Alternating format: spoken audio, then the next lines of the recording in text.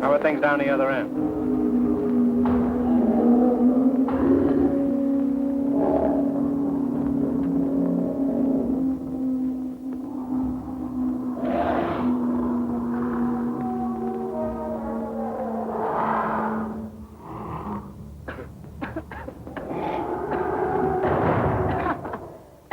This is like living in Pittsburgh, if you can call that living. Yeah, so a couple of people have made that observation that it's like working in a foreign country, working in Pittsburgh. It gives a lot of freedom. And it is, well, yeah, in addition to freedom, it gives you a different perspective. You're not so much a victim of trends, of popular thinking, of, what's in the state-of-the-art head right now. This is a scene from Night of the Living Dead, a low-budget film co-authored, directed, photographed, and edited by George Romero in 1968. Already the head of a successful commercial production house in Pittsburgh, this was his first venture into feature filmmaking. Its flaws were mainly budgetary, while its virtues were clearly visionary, earning it popular success as a horror film and a cult following for exploratory uses of genre and technique.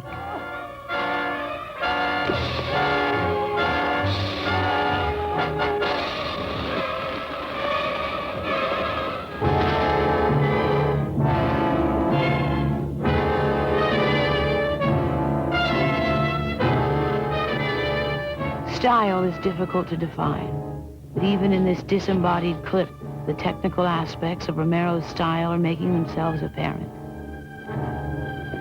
They're in his cutting, his camera angles, in his two-dimensional design within the film frame. Great spatial movements from shot to shot, and even within shots.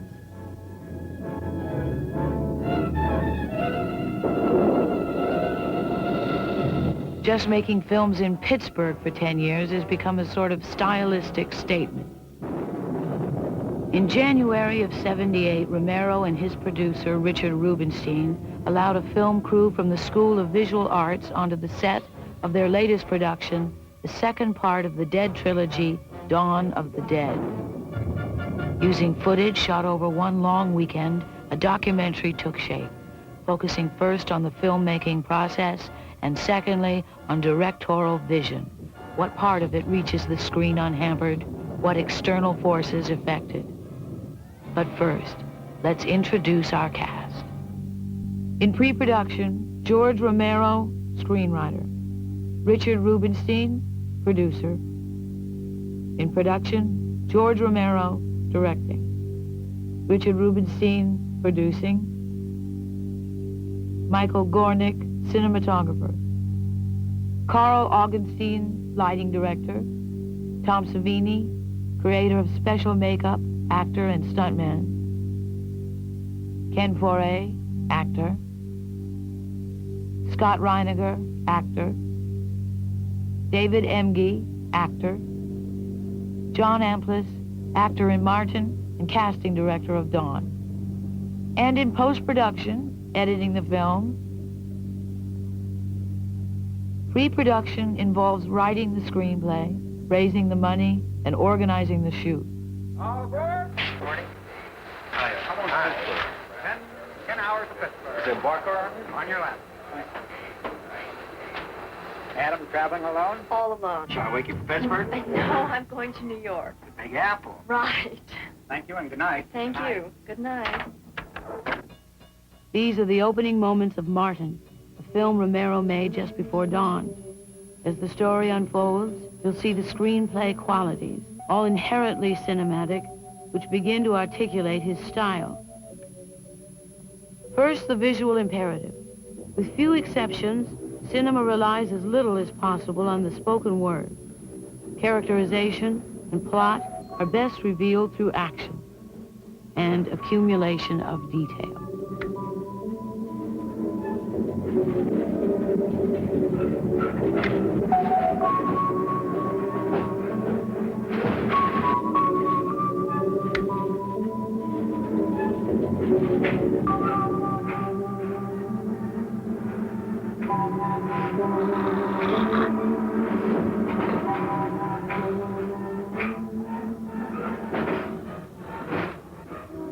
Montage concepts begin in the screenplay.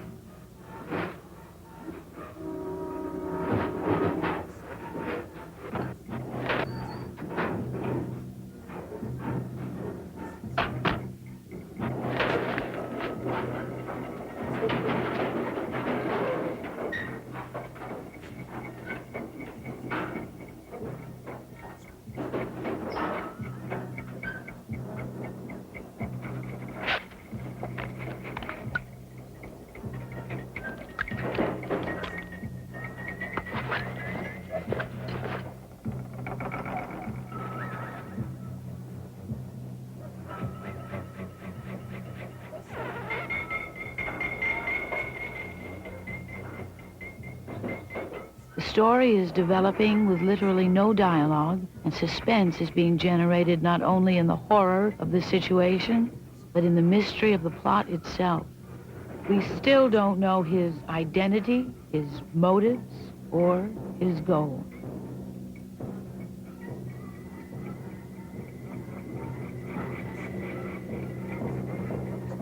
Romero's use of dual linear movement fleshes out the two dimensions of film into three. A use of such devices as the manipulation of time,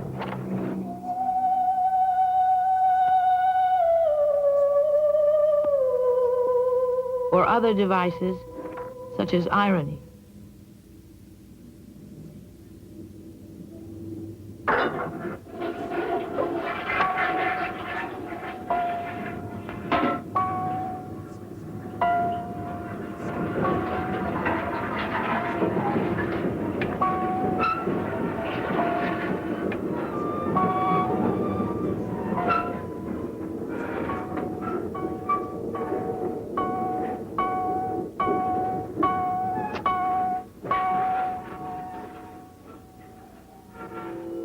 As you can see from the final page of the Dawn screenplay, Romero's use of the form is unorthodox, in a medium where one page generally equals 1 minute of film.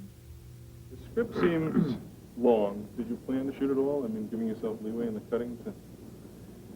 Pretty much, yeah. I usually write long scripts. Martin was a long script that was really a long script. I mean, and the first cut came out at almost 2 hours and 45 minutes. Wow. This is a long script that seems long. It's not really long. There's so much description, and if you read those pages, there's so much action described in great paragraphs where I got carried away, describing the action itself. And some of those things take a second and a half, And it's not cutting that long. I cut the first half of the film, and it came in at 45 minutes. So I think the first cut will probably be about a 2-hour cut, Great. which is not bad for a first cut. To what extent do other influences creep into a work, and at what stage?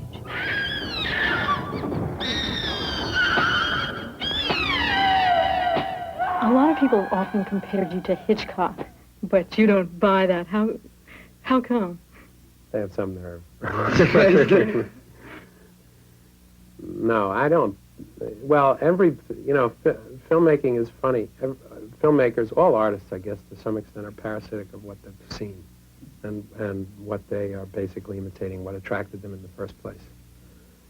Filmmakers, maybe more than any other form, I mean, it's not like you can sit down with a pencil and do your thing, or a canvas, or whatever. It's very expensive, and very few people get enough chance to work with the hardware and get enough chance to really develop a style or except on a very intellectual level. That's why, unfortunately, the state of the art has somewhat gone towards menus and pre-planning and everything else, which is a little bit destructive.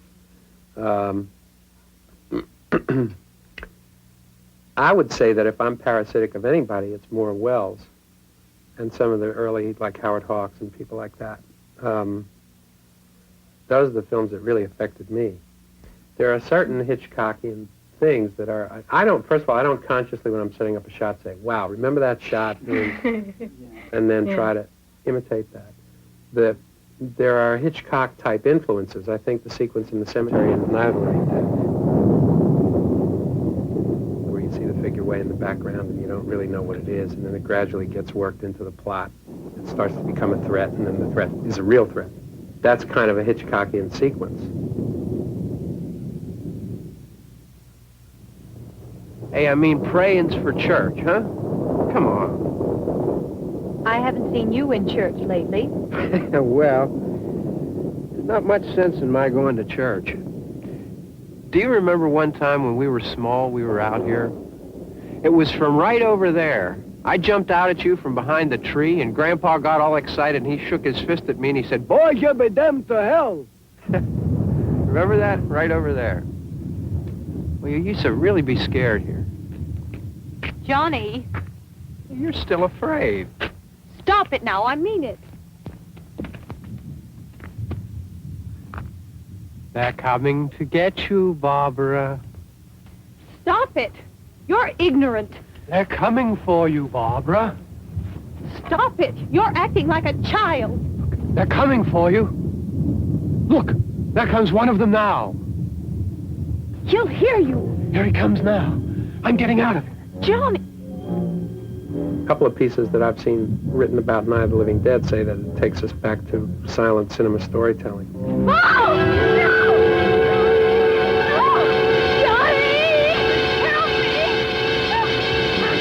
I can see now a couple of specific things in a couple of my films that are Hitchcockian in that way. Sometimes people say it because of the plot lines being, there are certain ironies in the plots that I use. I don't think that has anything to do with form. I think that's more a content association that people are making. The Thing was the movie that knocked me down when I was a kid. That's the one, I think, horror film, everyone says, what attracts you to the genre. And it was probably The Thing. I was the right age at exactly the right time, and it had exactly the right effect on me. I never forgot it. The scenographics of The Thing and those of Night and Dawn are remarkably similar. Confined spaces within which groups of protagonists are eternally on guard against a deadly foe. Tranquility never exists in Romero's world. Casting occurs in pre-production. Is it an irony in both Night and Dawn that Romero's main protagonists are black? In Night of the Living Dead, the character, if you read the script, if you read my shooting script, the character is never described in terms of his color. And Dwayne was the best actor that we knew from among our friends, which is where we cast that film, the way we cast that film. And so he did the part. Now, consciously, I resisted writing new dialogue because he happened to be black, and just let it play when we just shot the script. As we started to shoot and got into it, you know, we lived at that farmhouse, and so we were always into raps about the, you know, implications and the meaning and stuff like that. So some of that maybe crept into the film. But I think in both Night and Dawn, the biggest job that all of us had during the production of both of those films was subduing all of those thoughts, because those things can really interfere with what you're doing, and what you're doing on the surface is making a comic book. So those ironies that you're talking about are, I think, that selection process is something, again, that happened at script stage, or on a consciousness level somewhere beneath the craft of making the film. The producer is in a key position during pre-production, securing funds, putting the film into a viable financial and legal position, and thereafter protecting the director. I think that we tend to operate in more European style in terms of the way we produce and the way George directs, and that we tend to follow Sarris's auteur theory of direction, in that I see my function as a producer in terms of providing George Romero with a brush, palette, and canvas. And his creative control is absolute in terms of the film itself, that he's the script writer, that he's the director, and that he's the editor.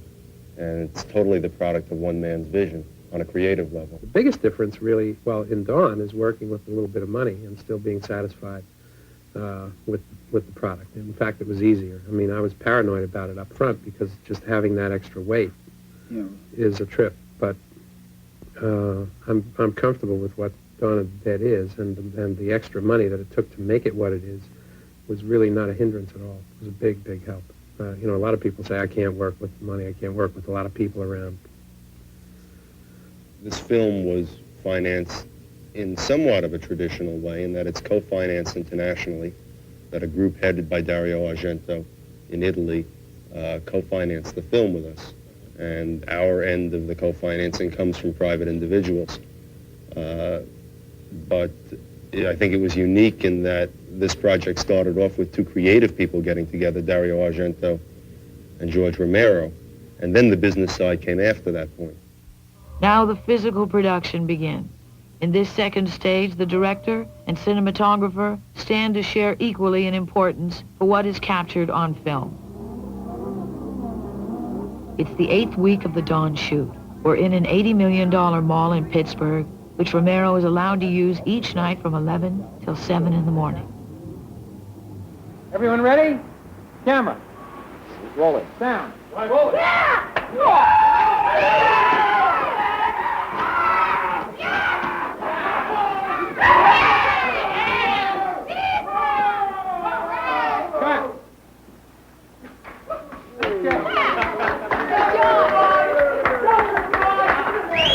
He does not get uptight. He asks me if it's possible and asks me how much time it's going to take. And then he'll give me a straight yes or no on whether to do it. There's no bullshit, there's no yelling. It's been a very, for a shoot this long under these conditions, I'd say it's been absolutely wonderful. George Romero directs pretty much the way he is. Pleasant, relaxed, great sense of humor. The best thing about him is that he gets across what he wants without telling you. I don't know how he does it, but it's incredible. Because he's so clear about what he wants all the time. And I mean, I think, like when he's working, he's like editing it at the same time. That when he says it looks good, I mean, we've learned that indeed it will look good because he has a very good eye. The atmosphere which pervaded the Dawn shoot was unusual for a film production in this country. And while good films have been created by directors who were universally despised, there's no doubt that chemistry counts. I think George likes confidence, of course, in his crew, but I think mainly he likes to work with people he feels at ease with. That they have to be competent, but beyond that, he likes people he can work with till 7 o'clock in the morning, like we did today, and feel at ease with them. You know, there's a lot of rapping that goes on constantly on the shoots. A lot of fun, you know. Yeah. A lot of hard work. It's a joy working with George because he accepts a lot of input in terms of what I see, or, you know, it's amazing. There's even suggestions that come oftentimes from crew members, you know, through me, and he's very willing to accept those observations. And you know, a lot of his film is input from the crew. There's a lot of freedom. It's a real democracy with George.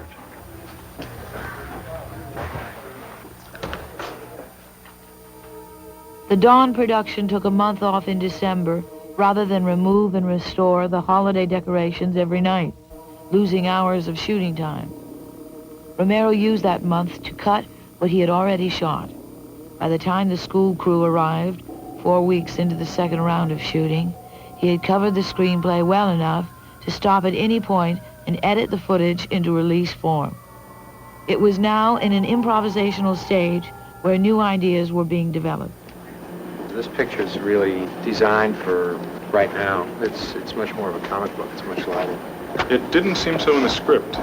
In fact, the scene we saw being shot yesterday, the pie fight, It didn't appear in the script. No, and I've heard rumors that the ending has been also changed. Yeah.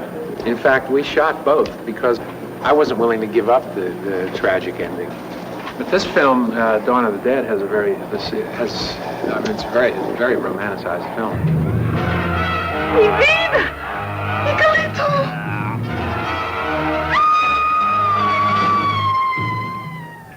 The major change that's happened that I can see from my conceptions of upon first reading it and now is that it's lightening up. Well, I think the special effects are a substantial portion of the budget, where prior to this they were less so in George's other films. It's a number of explosions, a number of cosmetic effects that Tom Savini does. All of those things take a certain amount of time and a certain amount of budgetary support in order to get them to work. They don't always work the first time. Okay, a squib is simply a detonator. But we placed a detonator in a tube that was filled with gunpowder. and that was placed inside a prophylactic, which was filled with blood. So when the blast went off, the concussion blew the prophylactic and the blood from beneath the clothing. We're in this mall when the mall closes. The mall closes, 9:30 or so. We start coming in around 8 o'clock to get set up and everything. So we only have like until 7 in the morning before we have to stop shooting because we got to get all our stuff out and the mall opens. So there'll be times like in a particular night where we're shooting all over the script. So it has to be done fast because that all has to be done in like 7 hours, you know? George is a wonderful guy. You can say to George, like he'll sit there, be very cool, no expression on his face. You can say to him, George, I got this fabulous idea. Why don't we take a screwdriver? Let's say a maintenance man has a screwdriver on his belt and have a maintenance man zombie attack Scott.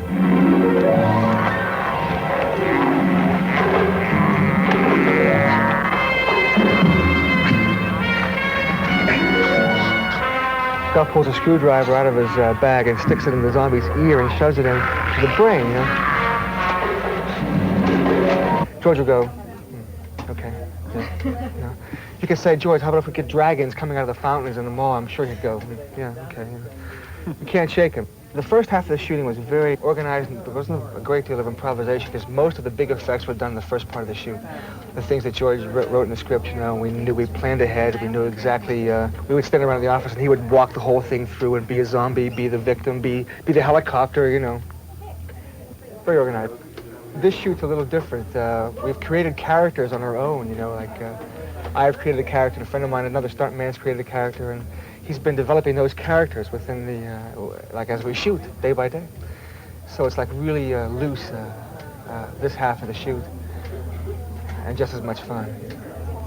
How many zombies are you making up tonight? It depends. It depends on what we're doing in the script. You know, some nights we'll have 200, sometimes we'll have 5. You know, nights we have 5. You know, they're the concentrated scenes between like one lead, and put 5 around, so it looks like, you know, a continuation of the 200 the day before. You know, it depends. Like I say, it depends on the what's on the script for that night. Can you explain a little about what you're doing right now? Okay, these are foam latex appliances sticking on his face. So the zombies are people that have died in interesting ways, or not interesting ways, just people that have died and come back to life. A lot of them look like car accident victims, cancer patients, you know. The one guy came in here in a suit, a 3-piece suit, beautiful 3-piece suit, so I made him up like a mortician would at a funeral parlor, and he was like beautiful, you know. Overly made up, you know, with lipstick and all that. So he was walking around like a fresh one, you know. Okay, you have to lean forward just a bit so I can powder all this. You probably get a little of your shirt here. Others are like people who have been bitten by other zombies who have died and become zombies, and they're the ones that are the grossest. I don't know what happened to you. Car accident, zombie bit your face off or something like that. See, the fun of this thing is inventing all this stuff. You only want clothesline? And I'm covering them with stuff called rubber mask grease paint. It's a grease paint that has more castor oil in it. Keeps the rubber piece from drying out and changing color after the makeup has been on it for a while. You know? You sculpt them in clay, you make a mold of them, then you pour foam latex in the mold, you bake it in an oven. I took a big photo tray and sculpted a zillion wounds, cast them, you know, I had those. And I did another one, cast them, and I had those wounds. So every now and then when I'm making a piece, and I have foam latex left over, I'll pour it in one of these slabs, you know, and I'll have some extra wounds laying around. Are there any schools that teach that? No, not that I know of. I had to teach myself.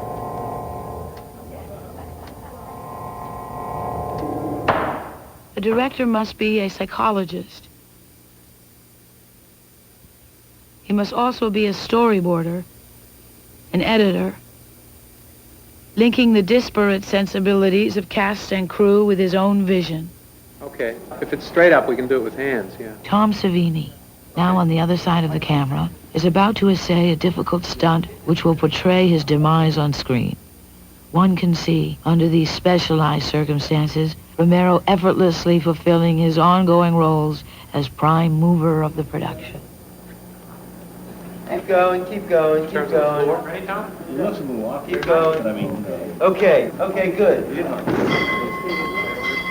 Anytime, Tom. All set? Anytime. Is he rolling? Stand by. You gotta go right there, Tom? Yeah, from here. Ready, Mike? Joe Shelby's hand around on the left? Holding the bench on the left. Oh, no, I can't see the bench. Okay. Quiet, please.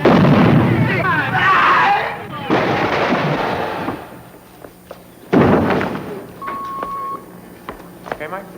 Out of sight.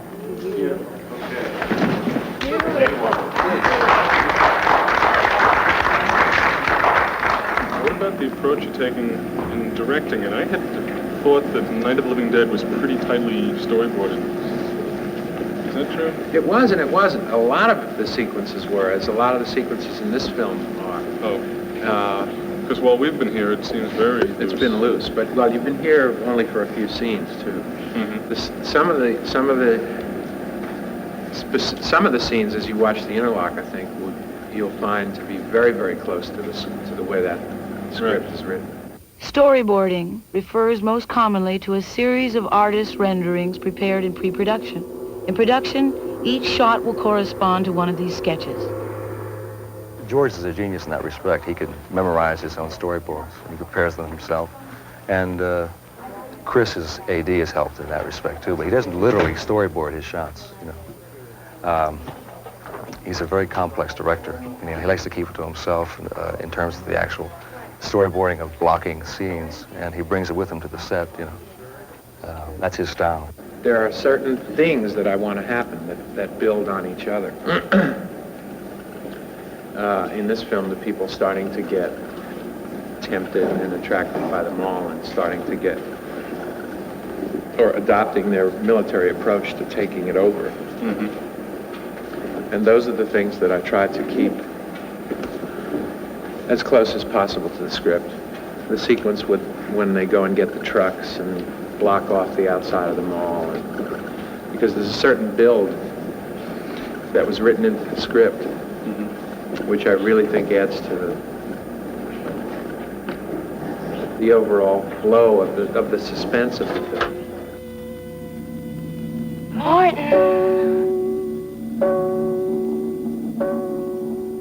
Here in a later scene from Martin, Romero's modern vampire story, one can feel a tight, pre-structured quality indicative of storyboarding. I had a copy of the script about a month and a half or two before we started shooting, and he already had it storyboarded to an extent.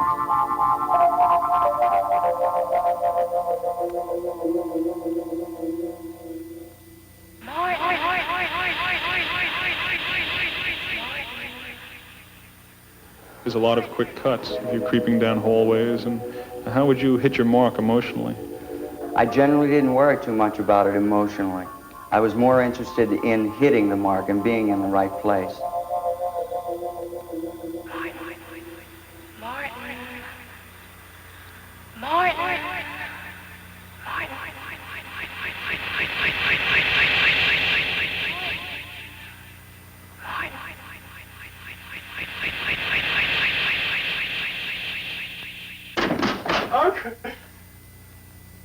Who are you? Well...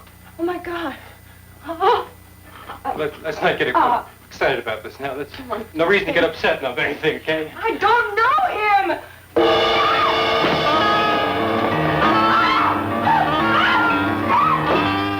Were the scenes very tightly blocked off?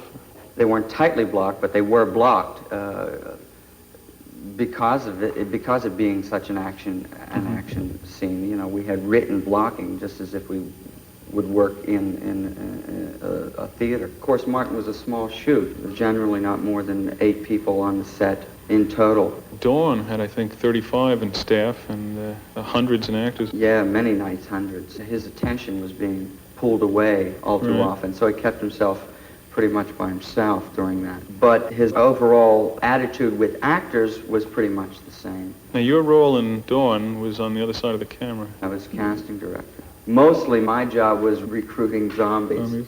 Creative compromise is the name of the game in filmmaking. Logistics of production force one to make decisions counter to the original concept, but ultimately beneficial. Well, we were talking before about the fact that when he got to the mall, it had a different atmosphere than he already thought about Dawn having. The mall also brought a futuristic look to the film. It was so vast. the idea of the mall itself, the moment we see it, the moment we come in and see what it is, I think it's going to become obvious in terms of what we're saying about the false security of, consumer society. It's a great metaphor. It's a great set too. Great location. It's a great really. location. We couldn't do it without a mall like this, and we were really lucky to get it. How has it been working with it? Have there been some Great. problems? There have been a few problems. Mainly but technical? Mainly technical. No real people problems at all. When I read it, I could easily picture the editing. I mean, your style, playing the angles. Right. But I didn't picture the color designs or what the mall would really look like. All of those influences, everyone's attitude towards the thing, as well as my own desire, I think, to lighten things up and go more action, adventure.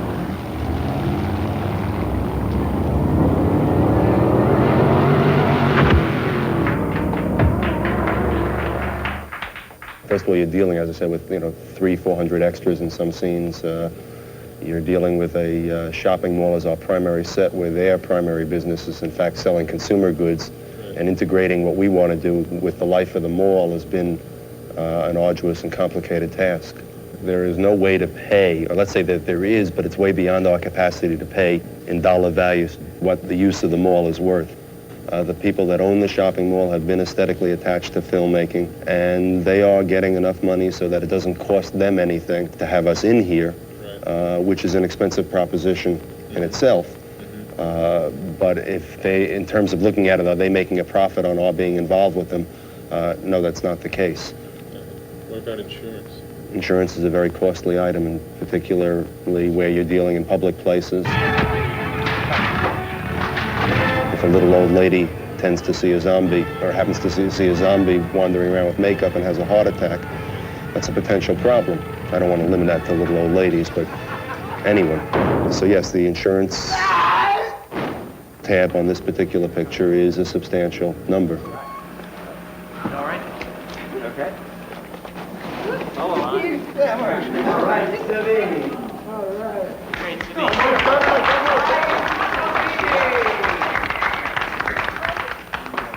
Obviously, you can't light a place this size without spending a week to light it.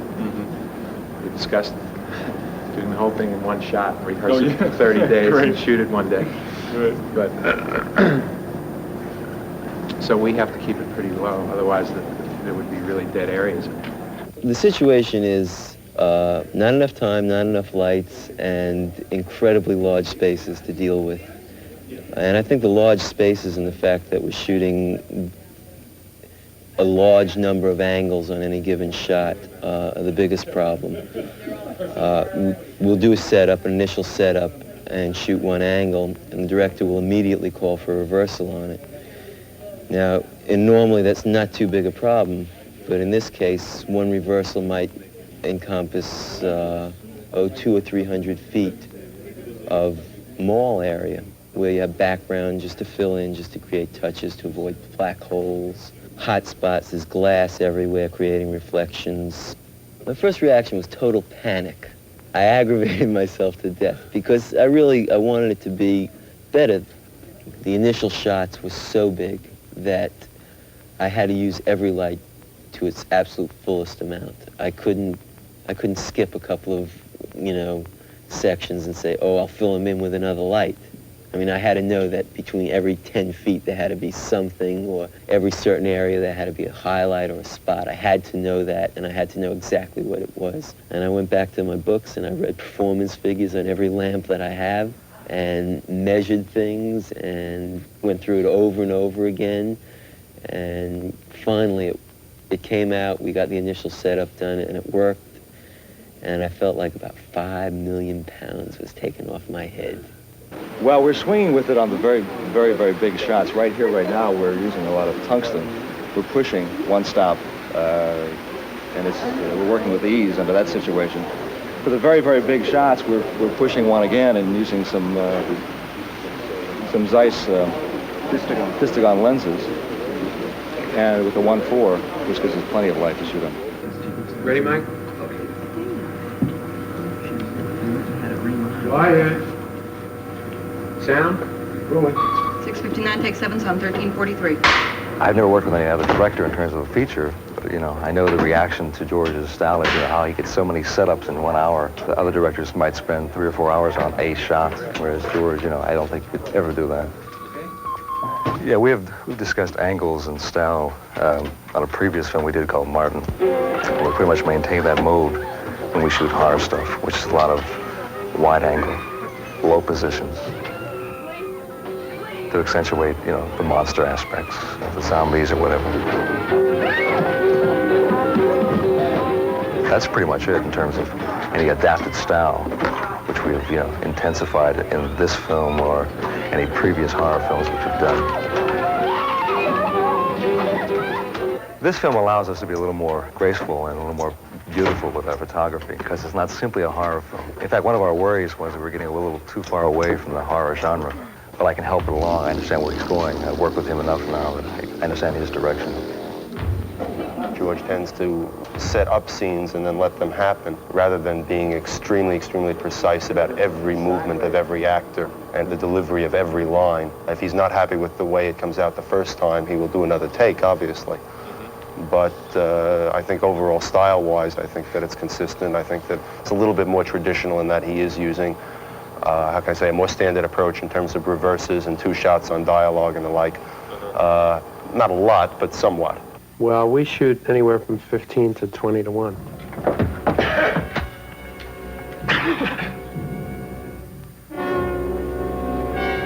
Senores, please to let me pass. I cover conversations with the master. No, please. Just let me pass. I go up to 7th floor to find my sister. And then with single headshots on everybody involved. People of 107 will do what you wish now. These are simple people. They have little, but they do not give it up easily. And they're dead. They give up to no one. Not so much cutaways. In other words, I'll cut to all of the people, or I'll use people as their own cutaways. Many have died last week on these streets. In the basement of this building, we find them. I have given them the last rites. Now, you do what you will. You are stronger than us. Well, soon, I think, they be stronger than you. And then sometimes if I see a shot I like, I'll just go do it, almost on whim. Let the dead walk, senores. We must stop the killing, or we lose the war.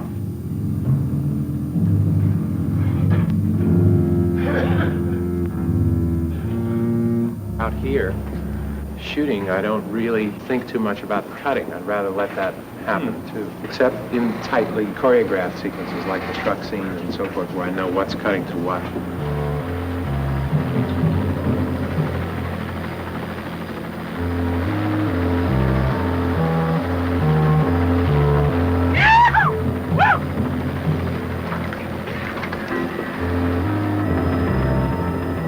In this action scene, notice how he has isolated the 3 leads to better manipulate the visuals. Right.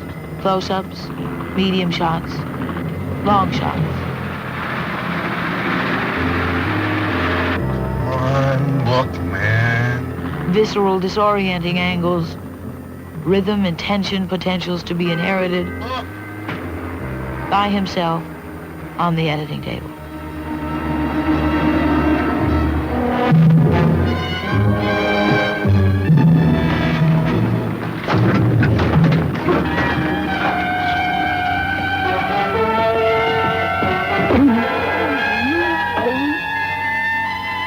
The most celebrated shot in Night is this one. A close-up of one zombie gives way to an extreme long shot of several of them, and the film transforms into a vision of doom. A revelation in space multiplies the horror far beyond our expectations. As a spatial stylist, Romero is consistent. He is a master of spatial design. Yeah, I never really put it down to the use of space, except that's what it is. It has to do with, again, it's just breaking from tradition. I mean, there are ways that you're supposed to shoot that, involving screen direction and involving, you know, a formal patternized kind of cutting, which I just don't like. I think as part, if the scene is a tension-filled scene, or if it's a suspenseful scene, or a very active scene, which is meant to grate, everything should grate.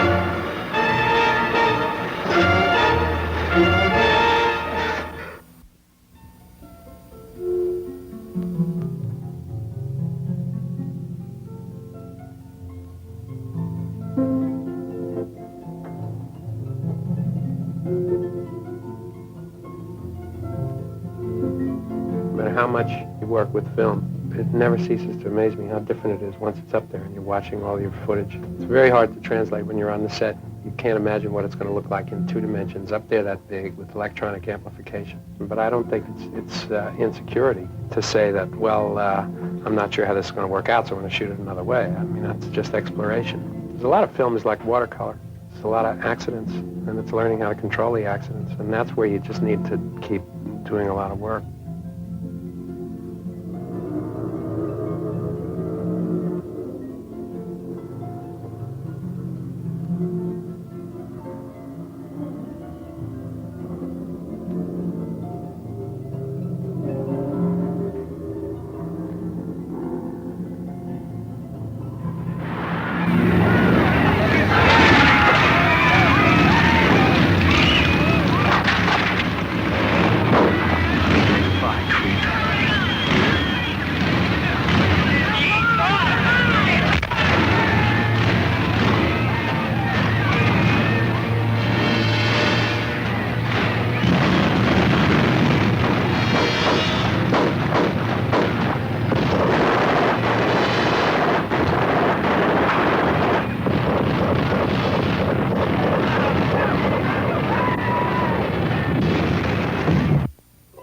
The key creative force in post-production is the editor, who, in this case, also happens to be the director. There are a few scenes, like we do a housing project scene where we raid this housing project in the beginning, and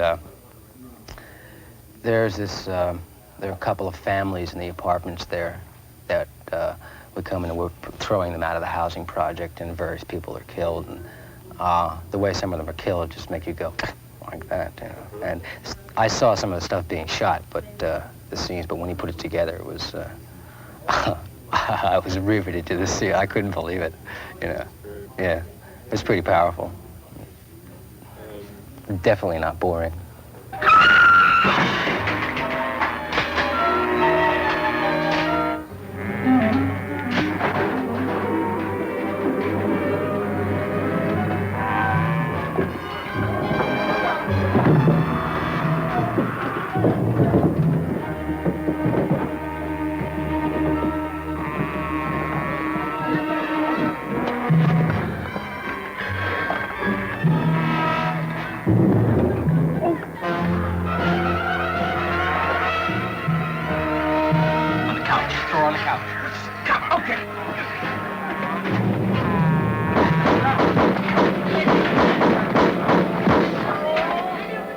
It has been said that Romero doesn't allow us to look at his shots. Rather, his cutting forces us to experience them.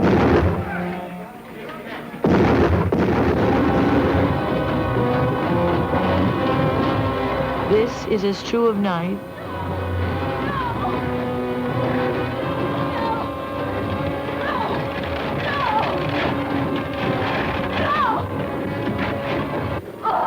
as it is of Martin.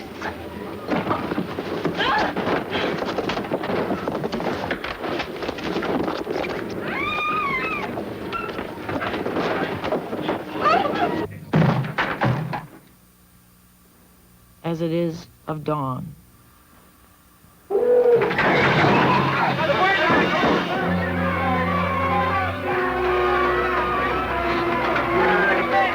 Considering that quick cutting will wear an audience down emotionally, it is remarkable that he can maintain such a level of tension in his films.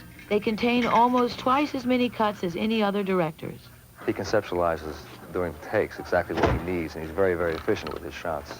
Some call it choppy, or, some call it heavy-handed in terms of the editorial style.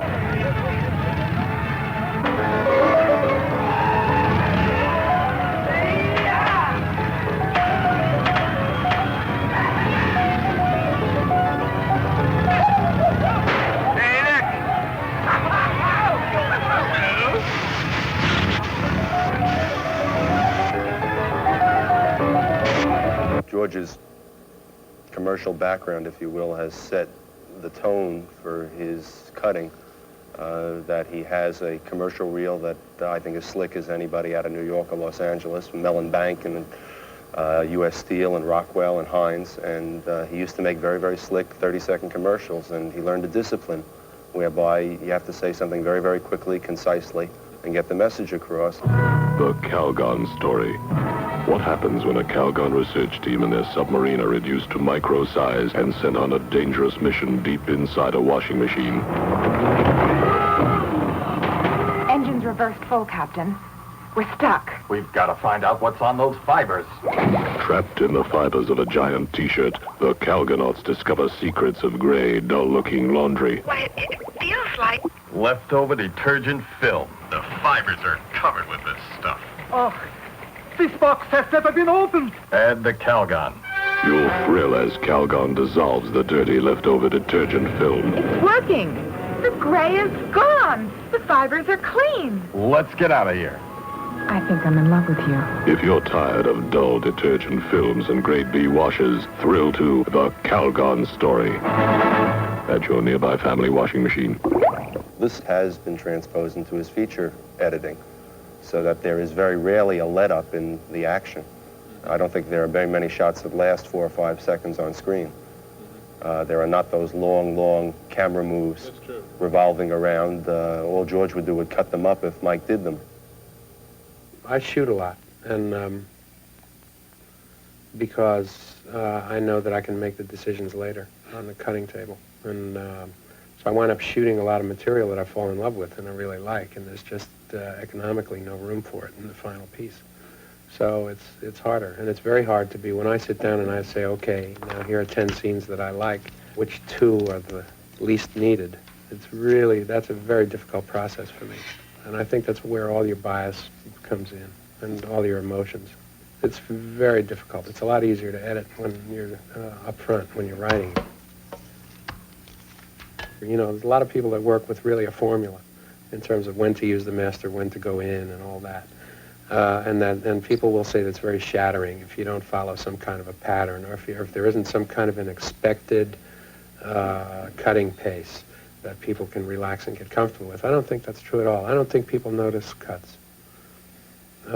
Or if they're well done, if they're not shattering or jarring, you don't notice them at all. And there's a sequence in Martin, for example, which could have been just a murder sequence, but it's elongated as far as I thought it could be elongated. Emergency number, call 911. I can't call 911. That's the police. It's not the police. It's just a general emergency number. And that some of the actions are very mundane, dealing with the telephones. Yeah. Look, call the hospital. Tell them what happened, all right? Tell them we're coming. We'll be there in 5 minutes. But all of those actions, no matter how mundane, become interesting when you look at them in a certain way. Mercy. Is Mercy around here? Mercy. Okay, I don't know the number. All information. Get the number. Call them. They're all part of the overall action that's going on, and they all help to build a certain amount of suspense because they're things that we deal with every day. Shit, it's fucked up. Wait a minute. I gotta do it again. I can't get through. I forgot the number. Wait, I don't like sloughing sequences off. I don't like car chases that don't do anything. Yeah. Because within, a fight in this room that encompasses like 3 punches being thrown.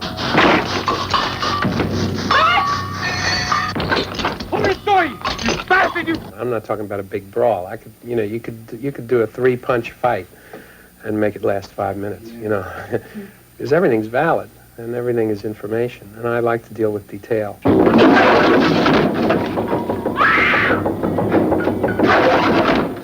And I'd like to just go with a visual, almost a kind of a cubist look at that, and that's another place where I'll just shoot a lot of film. No!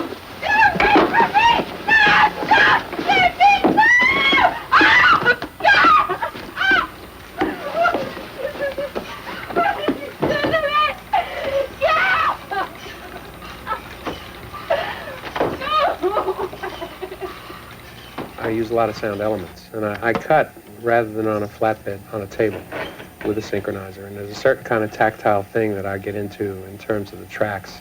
It's a visual, almost checkerboarding of the tracks. And I don't use film as leader. I always use white because I like to see that white-brown juxtaposition of the tracks. And I like to lay the tracks across on a table, and you can almost visualize how the track is working. And I use a lot of track. And I cut, when I do my first cut, I don't just cut picture voice. I cut with some kind of music and with effects. And rather so than, you use pre-recorded music, like, to get the inherent rhythms going? Yeah, to get some kind of rhythm going, until I find a rhythm going. And then I wind up with a lot of tracks. I mean, for a small independent stuff, I mean, I've seen studio productions where they get into, 30, 40 tracks, but that's just because they're too lazy to lay them in sometimes. But I use 12 to 15 tracks. And I like a lot of sound. I hate dead air. I'll always use some kind of an ambience and a lot of music, which is just all form stuff. Some people say that my tracks are too driving or too full, but that's just personal preference,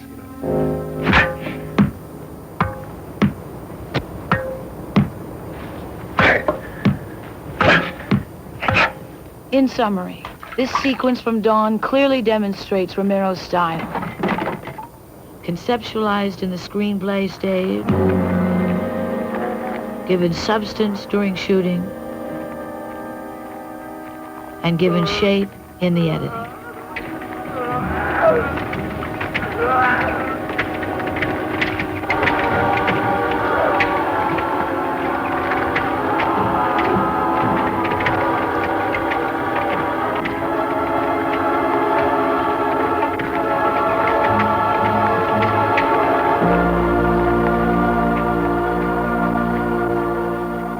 Make distribution arrangements till after we finish a picture, not wanting to have too many fingers in the pie too soon, not wanting to compromise from ground zero. Eventually we may have to make some compromises on a business level, but at least they start later.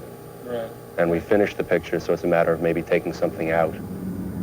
This statement was made during production and carried with it an ominous note which reverberated for over a year as Romero fought for his version of the film, a strong vision that stood as a thorn in the side of negotiations with distributors, even after Dawn opened to tremendous business in Europe. Finally, a breakthrough was achieved. We made a couple of errors in signing the distribution deal with Night of the Living Dead, in that we sold or we signed a distribution deal worldwide. We didn't hold out any rights, television, Canada, Europe, nothing, 16 millimeter, nothing. We gave the distributor the world. Basically, I didn't know anything then about the business side of things and about how to draw a contract. Now, knowing what I know now, you want to ask for as many of those controls as you can possibly get your hands on. If you have a smash hit film out in theaters, your 16 millimeter rights are going to be worth a lot. Your television rights are going to be worth a lot. Right. So, principally, I would say that. Hold out for as much as you can hold out for. There were a number of people that offered us substantial amounts of money to deliver an R-rated film, which meant we anticipated cutting the guts out of the movie in order to get that R. We looked for a distributor who recognized, as we did, that the best economic course of action was to leave the film untampered, even though that created other problems. It created the potential problem of a newspaper not taking the ad. It created the problem of a TV station not running a commercial, a certain theater not playing the film.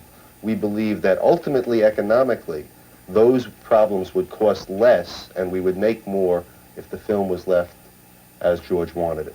Several of the distributors that wanted it badly, understanding the problems, for example, with the MPAA here in this country, that the MPAA would probably X the film, and the only way to get an R would be to cut it. So I wound up holding out during the negotiations, and luckily, Richard backed me up all the way on this, because there were a couple of times when it would have been easier to take a deal. Would have been financially easier to take a deal. Right. And that's the other thing. I think that Richard and I have had a good relationship that way. So, I don't have to worry about my own internal team. That's big, number one. But having Richard's support, I was just able to sit there and say, look, I'm not going to cut the picture. when the distributor took his stance to put the picture out unrated, it's not that he wasn't accepting the restrictions of an X, because he's putting a flag on it that says that no one under 17 will be admitted. Forget with a parent, not at all. He's accepting those restrictions. What he's not accepting is the symbol itself, the X, because the X does automatically say to most people in America that this picture is obscene. For a major company in the industry to release a film without a rating is a major break. And that was something that was long and hard in finding. We basically are in agreement with a system which flags movies and tells people what they're going to see. Our point is there should not be economic penalties attached to that. But then I also had to fight, and you always have to fight for things like length. Usually with an exploitation picture, a distributor will say, it's terrific and I love it, but cut it to 90 minutes. Once again, there's no secret. I can't teach you how to get the kind of controls that enable you to leave your picture longer or to have that kind of creative cut. It's a matter of just holding out for it and not selling until somebody gives it to you. Right. And I was able to do that partially because of my reputation, but partially just because I sat there and said no. Yeah. And there were a couple of sticky times when people would get up from the negotiating table and walk and go home.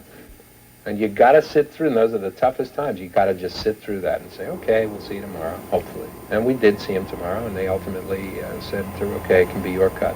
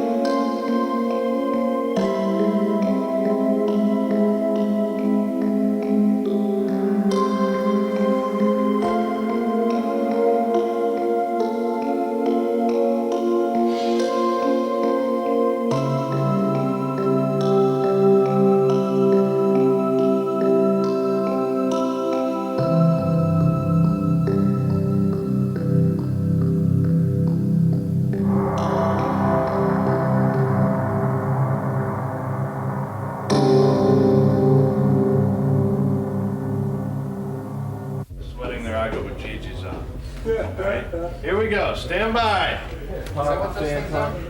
Ready, John? Quiet, please. Ready? Heat them up, Ringo. Watch your eyes. Ready? Roll camera. Speeding. Action. Pretty good. Pretty good. Got it.